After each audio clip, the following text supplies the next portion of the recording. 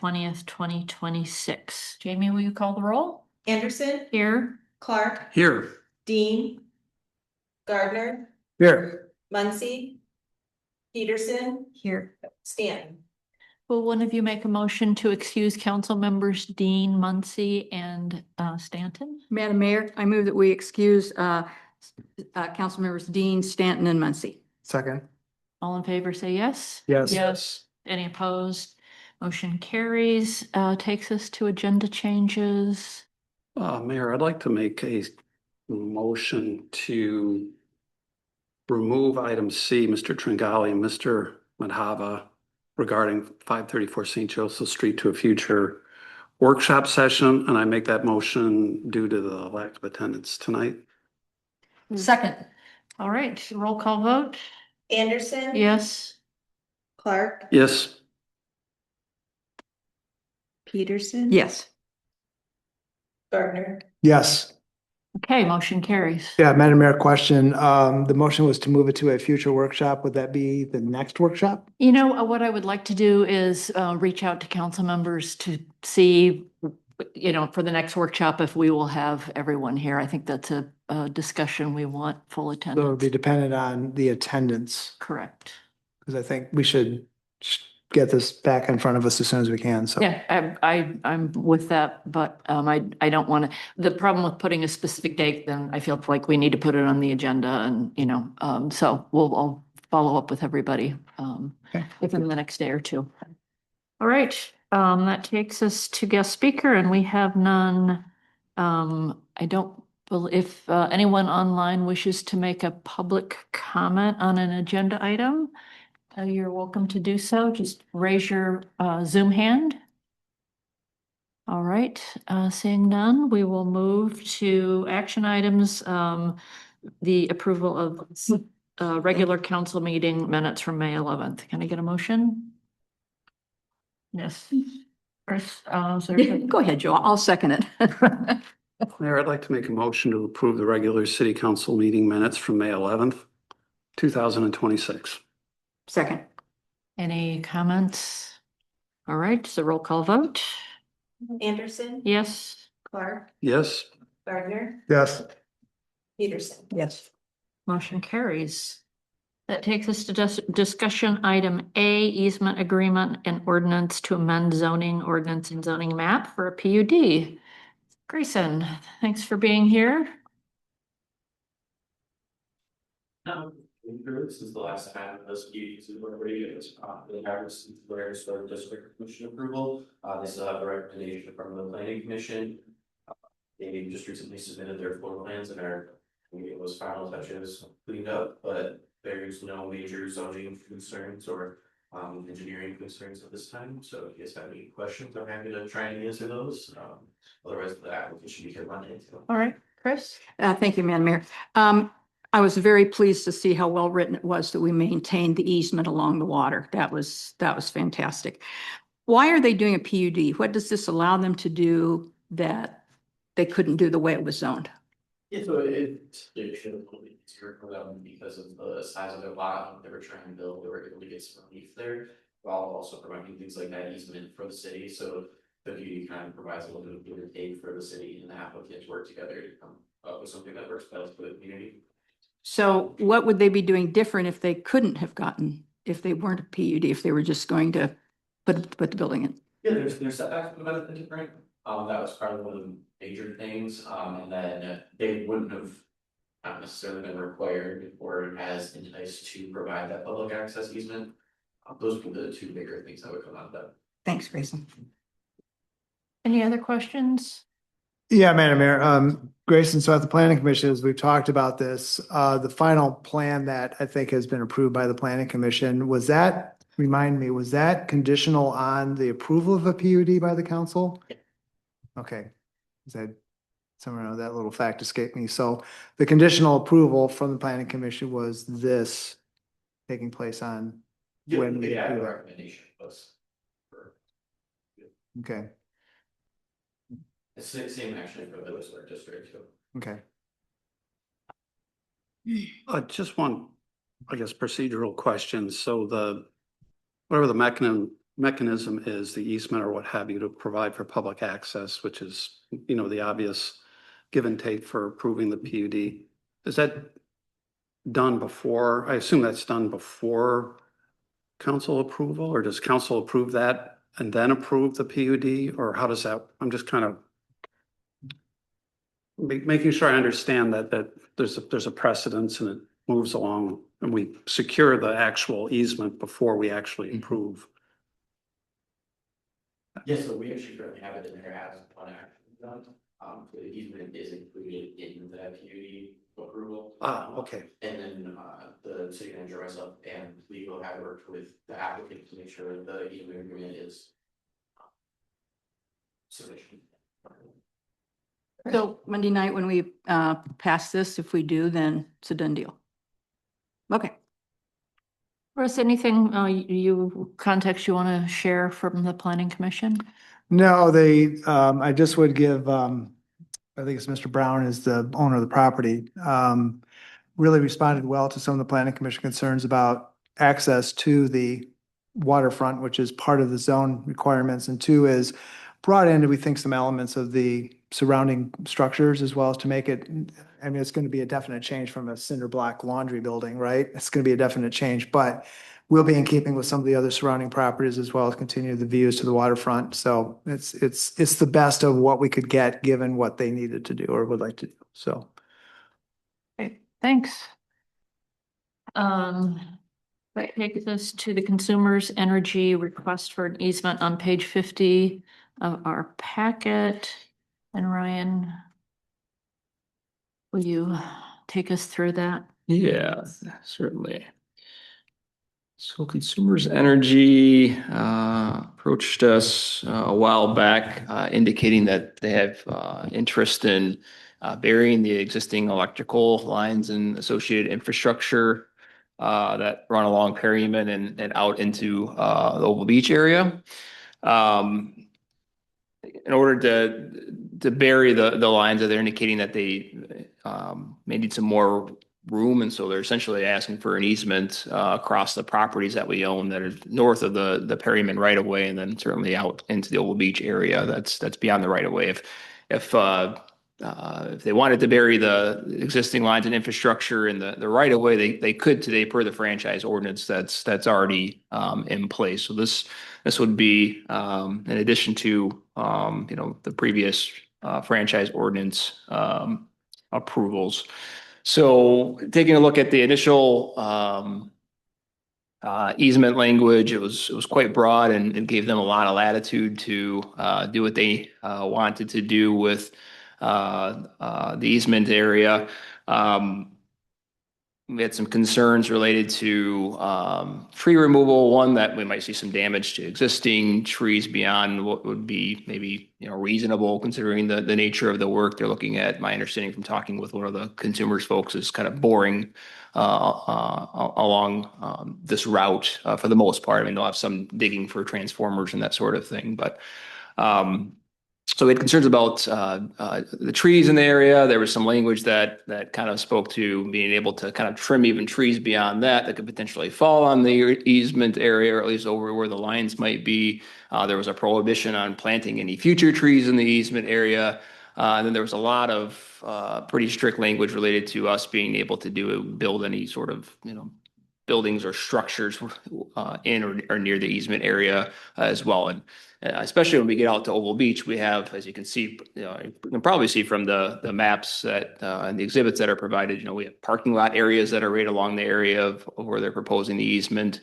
Our engineers were actually able to kind of overlay their plans to the extent that they could over what we had for topographic surveys in the area, just to kind of give us an idea of potential impacts. So we had in good faith said, all right, well, assuming we're interested in seeing the lines buried, which can provide some great benefits, right? We have less power outages, there's aesthetic benefits, potentially less tree trimming depending on the nature of this language. As you can see recently, they actually just did some tree trimming out along that area. So that could help with those future issues.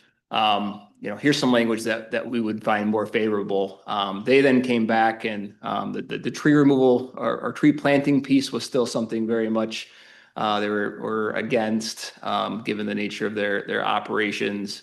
They had really taken out some language related to kind of protecting existing vegetation to the extent that, they could. And then the building and structures language really still was quite favorable to them in that, we could do some things, but it needed their approval. It didn't provide any sort of timeline on that or any sort of criteria for approval, and pretty much gave them pretty broad latitude to,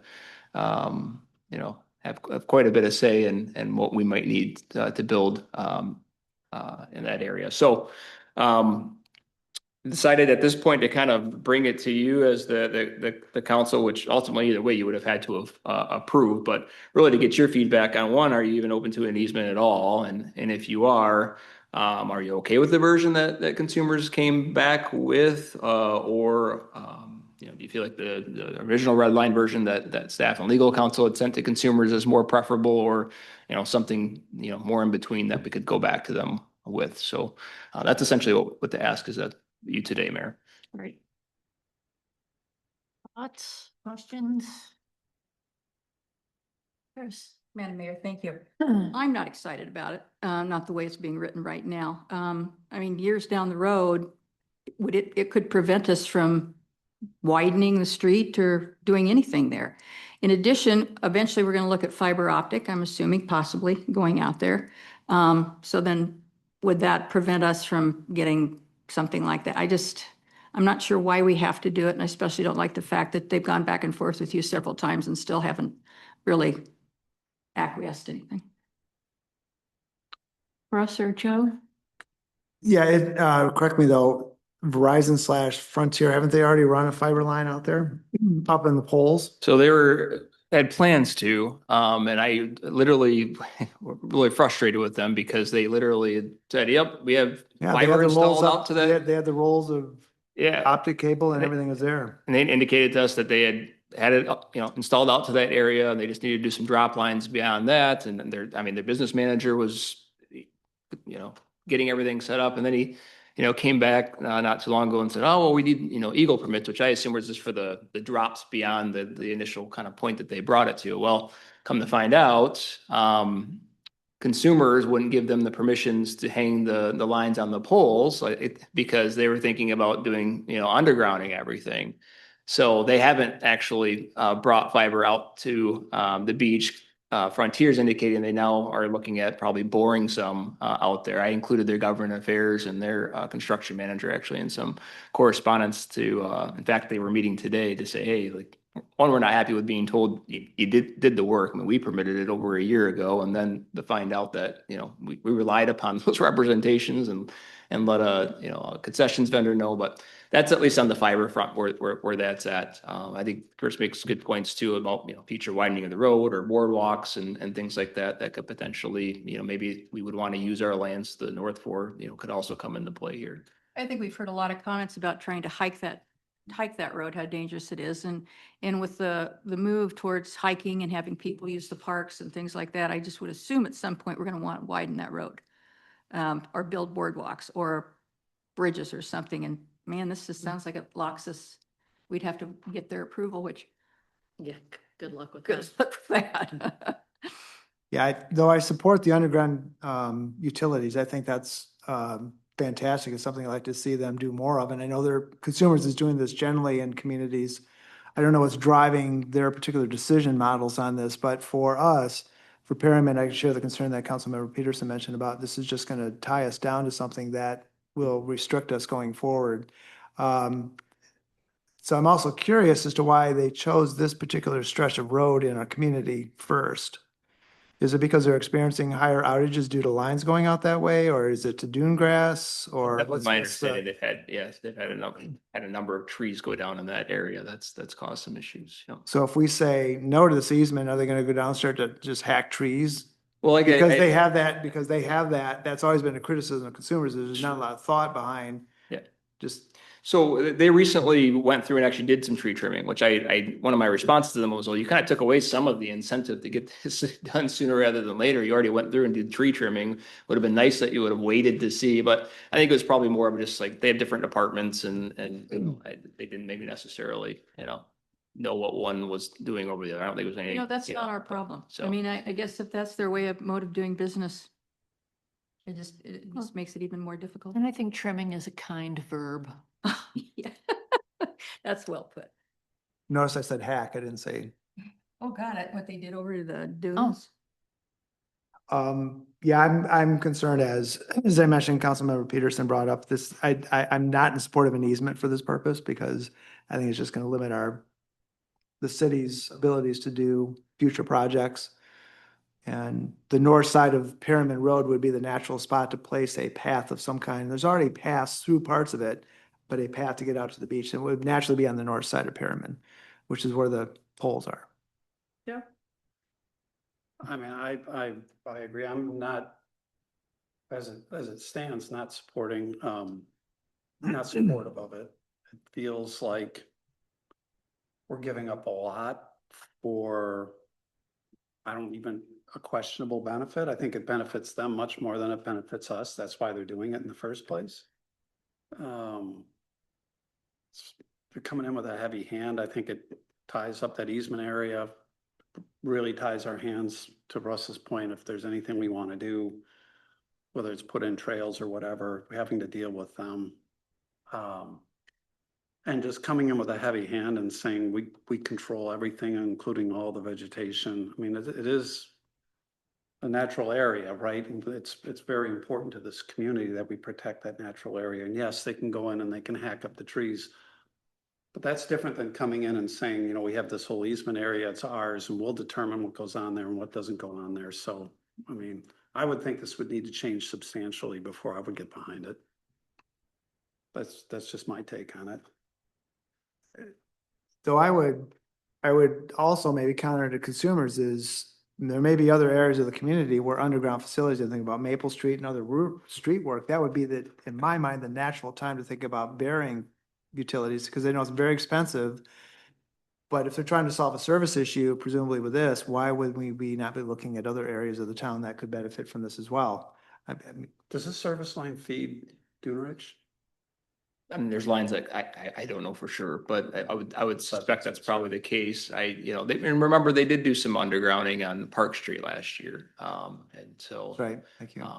There's still some, cable wiring up from other utilities, but they did underground there because they're having, issues, and that was something that they took on. But yeah, I mean, money's a factor. It sounds like they have an interest in doing a lot more burying of lines, in the future, but it's just gonna Mhm.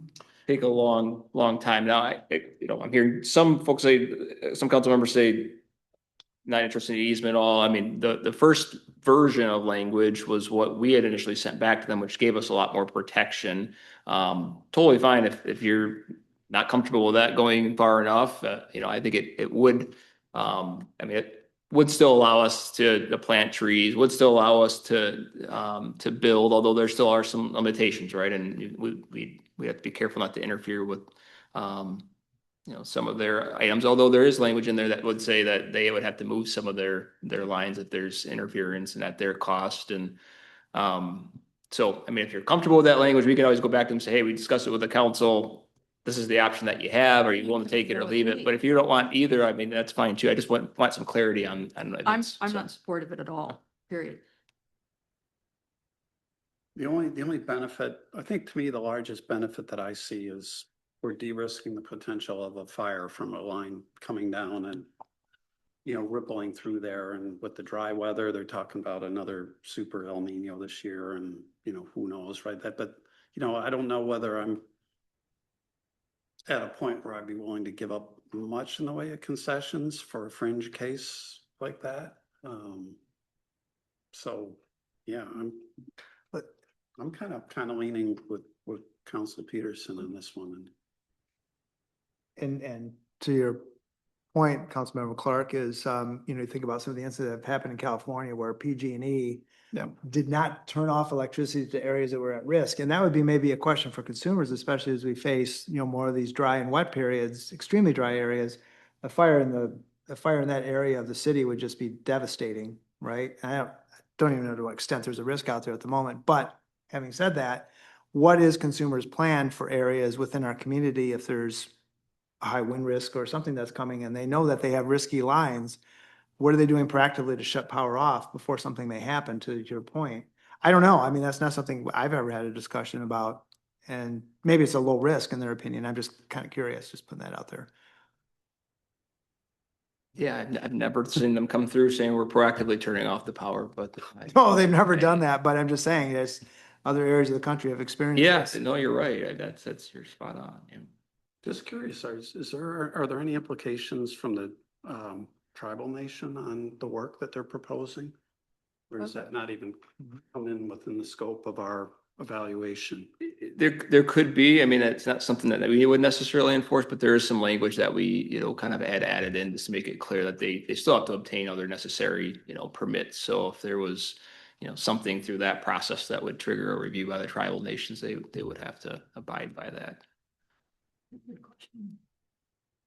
I'm supportive of burying the utilities, but I'm not supportive of an easement as they proposed for that area.